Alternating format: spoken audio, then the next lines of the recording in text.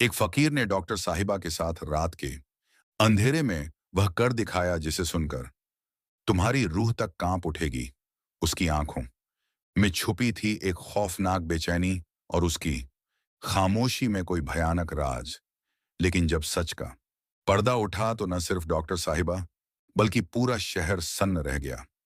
यह कोई मामूली कहानी नहीं, यह कुर्बानी, धोखे, मोहब्बत और इंतकाम का ऐसा सच है जो तुम्हें अंदर तक हिला देगा। 2 साल गुजर चुके थे जब से डॉक्टर साहिबा के शहर को उनके शौहर की वफात हुई थी। डॉक्टर साहिबा मस्जिद में एक फकीर को हर रोज कुछ पैसे देती थीं। एक दिन उस फकीर ने डॉक्टर साहिबा से कहा, तुम मुझसे शादी कर लो। फिर डॉक्टर साहिबा ने फकीर के साथ जो किया, कहानी कुछ इस तरह है। लाहौर की पुरानी बादशाही मस्जिद के बाहर, जहां सुबह शाम नमाजियों की भीड़ और अजान की आवाज गूंजती थी, एक फकीर हर रोज बैठा करता था। उसका चेहरा धूल और गंदगी से भरा हुआ था, कपड़े फटे पुराने और आंखों में एक अजीब सी उदासी। मस्जिद के चबूतरे पर बैठा हर आने जाने वाले से भीख मांगता, लेकिन उसकी नजरें हमेशा मस्जिद के मीनारों की तरफ रहती, जैसे किसी का इंतजार कर रहा हो। हर सुबह ठीक 7 बजे एक काली होंडा सिविक मस्जिद के सामने रुकती थी। उसमें से उतरती थीं डॉक्टर सुमन खान, जिन्हें शहर वाले डॉक्टर साहिबा के नाम से जानते थे। सुमन एक मशहूर कार्डियोलॉजिस्ट थीं, जिनका नाम न सिर्फ उनकी दवा की महारत की वजह से बल्कि उनकी रहमदिली और दर्दमंदी की वजह से भी मशहूर था। वे हर रोज मस्जिद में नमाज के लिए आती थीं और नमाज के बाद उस फकीर को कुछ पैसे देती थीं। यह उनका रोज का रिवाज था। फकीर पैसे लेते वक्त सिर्फ सिर झुकाता और खामोशी से शुक्रिया अदा करता। सुमन उसे एक हल्की सी मुस्कुराहट देती, फिर अपनी गाड़ी में बैठकर अस्पताल चली जाती। सुमन की जिंदगी बाहर से मुकम्मल नजर आती थी। शहर का सबसे बड़ा अस्पताल, एक शानदार कोठी, लेकिन उनके करीबी जानते थे कि 2 साल पहले उनके शौहर अमित खान एक रहस्यमय हादसे में जान गंवा चुके थे। अमित एक सॉफ्टवेयर इंजीनियर थे और उनकी मौत ने सुमन को अंदर से तोड़ दिया था। फिर भी उन्होंने अपने दर्द को अपने काम और मस्जिद की इस रोजमर्रा की रस्म में दफन कर दिया था। उस फकीर को पैसे देना उनके लिए सिर्फ खैरात नहीं था, शायद उसकी उदास आंखों में उन्हें कुछ ऐसा दिखता था जो उनके अपने दर्द से जुड़ा हुआ था। एक दिन जब आसमान पर काले बादल छा गए थे और हल्की बारिश हो रही थी, सुमन ने हमेशा की तरह फकीर को पैसे दिए। उसने कहा, तुम मुझसे शादी कर लो। सुमन एक पल के लिए ठिठक गई। उन्होंने फकीर की तरफ देखा, जिसके चेहरे पर मजाक का कोई निशान नहीं था। क्या वो पागल था या ये उसकी मायूसी थी? सुमन ने हल्के से हंसते हुए कहा, तुम भी ना कुछ भी बोलते हो। यह लो, कुछ और पैसे और बारिश में भीगने से बचो। लेकिन फकीर ने पैसे नहीं लिए। उसने सिर्फ सुमन को गहरी नजरों से देखा और खामोशी से सिर झुका लिया। उस दिन सुमन अस्पताल तो पहुंच गई, लेकिन उनका दिल वहीं अटक गया। फकीर की बात ने उन्हें बेचैन कर दिया था। उसकी आंखों में कुछ ऐसा था जो उन्हें बार बार अमित की याद दिला रहा था। रात को घर लौटते वक्त उन्होंने खुद से कहा, शायद मैं ज्यादा सोच रही हूं। अगले दिन सुमन ने फिर फकीर को पैसे देने की कोशिश की, लेकिन उसने इनकार कर दिया। इस बार उसने कहा, डॉक्टर साहिबा, मैं आपके लिए कुछ कर सकता हूं, आप मुझे एक मौका दें। सुमन को हल्का सा गुस्सा आया।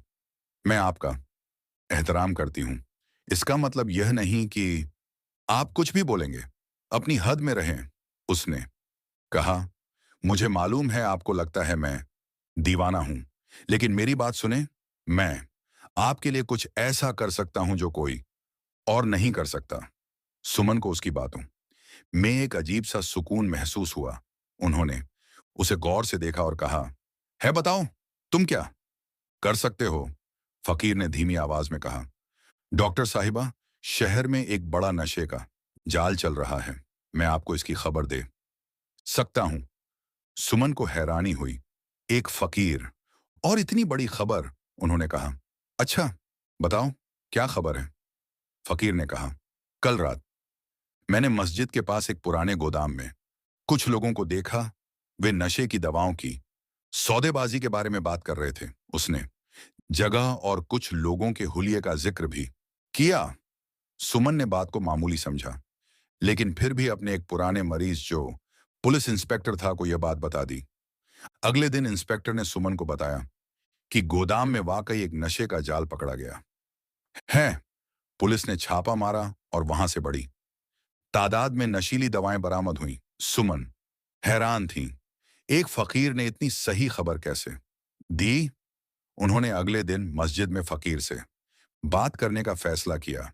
जब वह मस्जिद पहुंची, फकीर वहां मौजूद था। सुमन ने उससे पूछा, तुमने वो खबर कैसे दी? तुम हकीकत में कौन हो? फकीर ने जवाब दिया, डॉक्टर साहिबा, मैं वही हूं जो नजर आता हूं, लेकिन मैं इस शहर को आपसे बेहतर जानता हूं।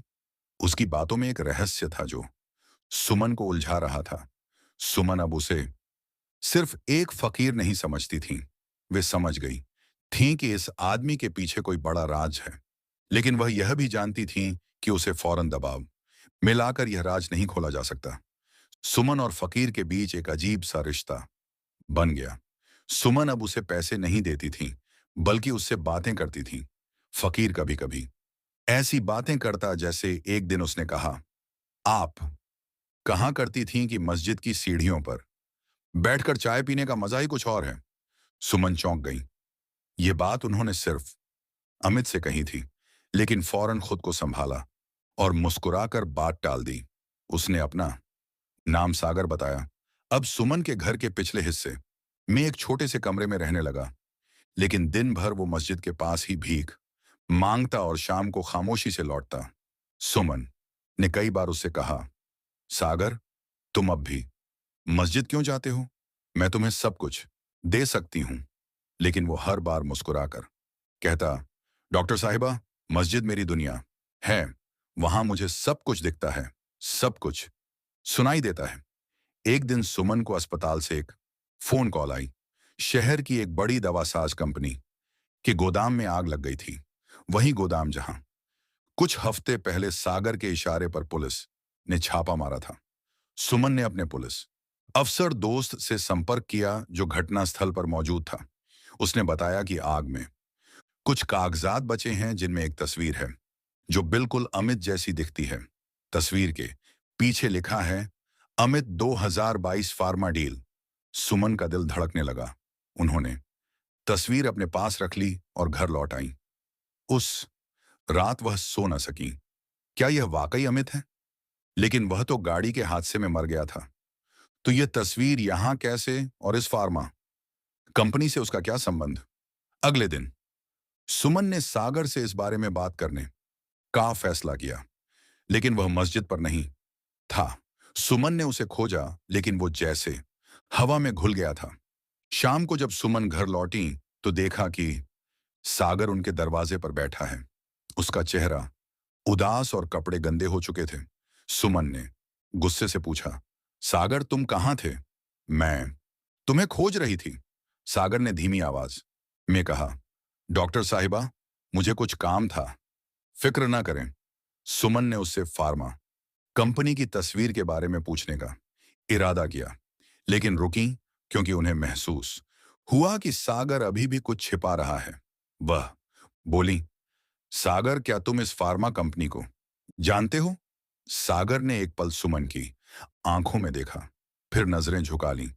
डॉक्टर साहिबा, इस शहर में कौन किसे नहीं जानता? वे बड़े लोग हैं। उसके अंदाज ने सुमन को और ज्यादा शक में डाल दिया। आने वाले दिनों में उन्होंने गोदाम की आग की जांच शुरू की। उन्हें मालूम हुआ कि आग कोई हादसा नहीं थी, बल्कि जानबूझकर लगाई गई थी। जो सबूत बचे वे एक रहस्यमय शख्स की तरफ इशारा करते थे जो रात के वक्त गोदाम के आसपास देखा गया था। सुमन ने अपने पुलिस वाले दोस्त से कहा कि सागर पर नजर रखें। उसने बताया कि सागर रात को मस्जिद के पास एक पुराने खंडहर में जाता है, जहां कुछ लोगों से मिलता है। सुमन ने खुद उस खंडहर का दौरा किया। वहां से कुछ पुराने कागजात मिले जिनमें फार्मा कंपनी कि गैर कानूनी सौदों का जिक्र था, लेकिन सबसे चौंकाने वाली चीज एक पुराना खत था जिसमें अमित का नाम लिखा था। अमित, तुम्हें सच छिपाना होगा, वे तुम्हें कभी माफ नहीं करेंगे। क्या अमित वाकई जिंदा है या यह कोई और साजिश है? उन्होंने फैसला किया कि वह फार्मा कंपनी के मालिक से सीधे बात करेंगी, लेकिन उससे पहले उन्हें सागर से सच उगलवाना था। एक रात सुमन ने सागर को बुलाया। उन्होंने उसे वही तस्वीर दिखाई और सख्त लहजे में पूछा, यह कौन है सागर? और तुम हकीकत में कौन हो? सागर ने तस्वीर को गौर से देखा। उसकी आंखों में एक अजीब सी चमक नजर आई। वो बोला, डॉक्टर साहिबा, कुछ सवालों के जवाब वक्त देता है, लेकिन मैं वादा करता हूं, मैं आपका नुकसान नहीं चाहता। सुमन को गुस्सा आया। वो बोली, मैं एक डॉक्टर हूं और सच जानने की हकदार हूं।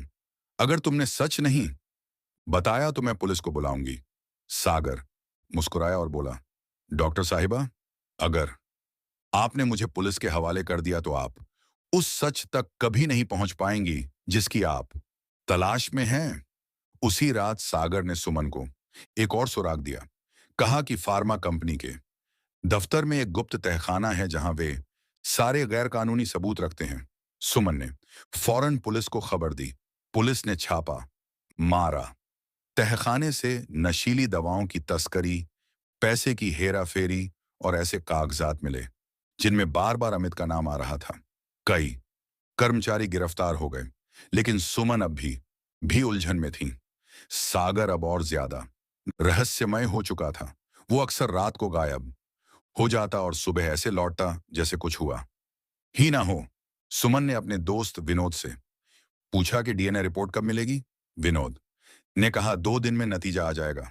उसी रात सुमन को एक अनजान नंबर से कॉल आई। दूसरी तरफ से भारी आवाज सुनाई दी, डॉक्टर साहिबा, आप बहुत होशियार हैं, लेकिन सच के करीब जाने की कीमत चुकानी पड़ती है। सागर को छोड़ दें। कॉल कट गई। अब सुमन को अंदाजा हो गया था कि सागर कोई आम फकीर नहीं है, लेकिन अब पीछे हटना मुमकिन नहीं था। सुमन पूरी तरह सागर के राज में उलझ चुकी थी। हर रात वो सोचती थी कि सागर कौन है। उसका अंदाज, बातें, हर चीज उन्हें अमित की याद दिलाती थी, लेकिन वह जानती थी कि यह राज इतनी आसानी से नहीं खुलेगा। फकीर का भेष धारण कर वह मस्जिद के बाहर इसलिए बैठता था ताकि दूर से सुमन को देख सके, लेकिन अपनी पहचान जाहिर न करे। वो जानता था कि अगर वह सामने आया तो विकास खान और उसके गुंडे न सिर्फ उसे बल्कि सुमन को भी नुकसान पहुंचा सकते हैं। सागर बनकर अमित चुपके चुपके विकास के कारोबार को तबाह करने की कोशिश कर रहा था और सुमन की मदद से वह अपने मकसद में धीरे धीरे कामयाब हो रहा था। अगली रात सुमन और प्रकाश ने सागर का पीछा करने का फैसला किया। सागर हमेशा की तरह मस्जिद के पास से उठा और शहर की तंग गलियों में चलने लगा। सुमन और प्रकाश ने गाड़ी को काफी फासले पर रखा ताकि सागर को शक न हो। सागर तेज चल रहा था और बार बार पीछे मुड़कर देख रहा था, जैसे उसे पीछा किए जाने का अंदेशा हो। आखिरकार वह एक पुराने और टूटे फूटे गोदाम के पास रुका। वही गोदाम जहां कुछ हफ्ते पहले आग लगी थी। सुमन का दिल तेजी से धड़कने लगा। क्या सागर यहां किसी से मिलने आया था या कोई नई खबर इकट्ठा करने? प्रकाश ने सुमन को इशारा किया कि वह चुपके से गोदाम के करीब जाएं। जैसे ही वे पास पहुंचे, उन्होंने सागर को गोदाम की पिछली दीवार के पास खड़े देखा। वहां एक और शख्स मौजूद था, लंबा दुबला, पतले चेहरे पर दाढ़ी। वो धीमी आवाज में सागर से बात कर रहा था। सुमन ने ध्यान से सुनने की कोशिश की, लेकिन बातें साफ सुनाई नहीं दे रही थीं। तभी उस शख्स ने सागर को एक छोटा सा पैकेट दिया और चुपके से गलियों में गायब हो गया। प्रकाश ने कहा, सुमन, हमें उस पैकेट को देखना होगा, शायद यह कोई सबूत हो। लेकिन सुमन की नजर सागर की हरकतों पर थी। सागर ने पैकेट जेब में रखा और गोदाम के अंदर चला गया। सुमन और प्रकाश ने कुछ देर इंतजार किया, फिर हल्के कदमों से गोदाम में दाखिल हुए। अंदर अंधेरा था और हवा में जली हुई लकड़ी और रसायनों की बू फैली हुई थी। सुमन को डर सा महसूस हुआ, लेकिन वह रुकी नहीं। गोदाम के कोने में सागर एक पुराने डेस्क पर बैठा कुछ कागजात देख रहा था। सुमन ने चुपके से उस पर नजर रखी। सागर ने पैकेट खोल लिया था। उसमें कुछ तस्वीरें और एक यूएसबी ड्राइव थी। सागर ने तस्वीरों को गौर से देखा, फिर उन्हें आग लगा दी। सुमन समझ नहीं पाई कि वह ऐसा क्यों कर रहा था। क्या वह सबूत मिटा रहा था या कुछ छिपा रहा था? प्रकाश ने सुमन को पीछे खींचा और कहा, हमें अभी उससे बात नहीं करनी चाहिए। सुमन ने सिर हिलाया, लेकिन उनका दिल उलझन में डूबा हुआ था। सागर की हर हरकत उन्हें और ज्यादा रहस्यमय लगने लगी थी। अगले दिन सुमन ने नरमी से सागर से बात करने की कोशिश की। वो हमेशा की तरह घर आया, खामोशी से खाना खाया और अपने कमरे में चला गया। लेकिन सुमन ने देखा कि उसने यूएसबी ड्राइव जेब में रखी हुई थी। जब सागर सो गया, सुमन चुपके से उसके कमरे में गई, तलाशी से यूएसबी निकाली और अपने लैपटॉप में लगाई। ड्राइव में कुछ फाइलें थीं, कुछ आवाज की रिकॉर्डिंग, तस्वीरें और एक वीडियो। सुमन ने सबसे पहले आवाज सुनी। उसमें दो लोग बात कर रहे थे। एक आवाज विकास खान की थी, जिसे सुमन एक खैराती जलसे में मिल चुकी थी। दूसरी आवाज किसी अनजान शख्स की थी। साहब, अगर ये बाहर निकल गया तो हम सब तबाह हो जाएंगे। उस सॉफ्टवेयर वाले ने बहुत कुछ देख लिया है। विकास ने जवाब दिया, हाँ हाँ, वो हमारे रास्ते में नहीं है, लेकिन हमें होशियार रहना होगा। सुमन का दिल जोर से धड़कने लगा। क्या वो सॉफ्टवेयर वाला अमित था? उन्होंने तस्वीरें खोली। उनमें विकास और कुछ लोग एक गोदाम में नशीली दवाएं पैक करते दिख रहे थे। लेकिन आखिरी तस्वीर ने सुमन को हिलाकर रख दिया। तस्वीर के नीचे लिखा था, Amit out by 2022 operation blackout. Suman ने वीडियो चलाया। उसमें विकास एक शख्स से बात कर रहा था जिसका चेहरा दिखाई नहीं दे रहा था। विकास कह रहा था, तुमने अच्छा काम किया, लेकिन अगर हमें धोखा दिया तो तुम्हारी बीवी को भी नहीं छोड़ेंगे। उस शख्स ने जवाब दिया, मैंने जो कहा वही करूंगा, लेकिन सुमन को इस सब से दूर रखो। यह आवाज सागर की थी, लेकिन उसे सुमन का नाम कैसे मालूम था? वो विकास से क्यों बात कर रहा था? सुमन का दिमाग सुन्न हो गया। वह समझ नहीं पा रही थी कि सागर आखिर कौन है और इस पूरे मसले से उसका क्या संबंध है। उन्होंने यूएसबी ड्राइव सागर की जेब में वापस रख दी और गहरी सोच में डूब गई। अब सुमन को सागर पर भरोसा नहीं रहा था, लेकिन उसकी बातों में कुछ सच्चाई जरूर थी जो सुमन को कुछ कहने से रोक रही थी। यह बात अब साफ हो गई थी कि सागर यानी अमित हकीकत में विकास के साथ एक दोहरा खेल खेल रहा था। उसने अपनी मौत का ड्रामा इसलिए रचा ताकि विकास के गिरोह को अंदर से खत्म कर सके। वह जानता था कि सुमन सच के करीब पहुंच रही है और इसलिए वह उन्हें बचाने की कोशिश कर रहा था। लेकिन विकास को भी अब सागर पर शक होने लगा था। उसने अपने गुंडों को हुक्म दिया कि सागर पर नजर रखें और अब वो सुमन को भी निशाना बनाने की साजिश कर रहा था। अगले दिन सुमन को विनोद का फोन आया। उसने बताया कि डीएनए टेस्ट की रिपोर्ट आ गई है, लेकिन वह फोन पर नहीं बता सकता। उसने सुमन को अपने दफ्तर बुलाया। सुमन ने सागर को कुछ नहीं बताया और सीधे विनोद से मिलने निकल पड़ी। विनोद ने सुमन को एक लिफाफा दिया और गंभीर लहजे में कहा, सुमन, यह नतीजे तुम्हारी जिंदगी बदल सकते हैं। इन्हें बहुत गौर से देखना। सुमन ने जैसे ही लिफाफा खोला, अचानक उनका फोन बजा। कॉल प्रकाश की थी। उसकी आवाज में घबराहट थी। सुमन, तुम जहां भी हो फौरन वहां से निकल जाओ।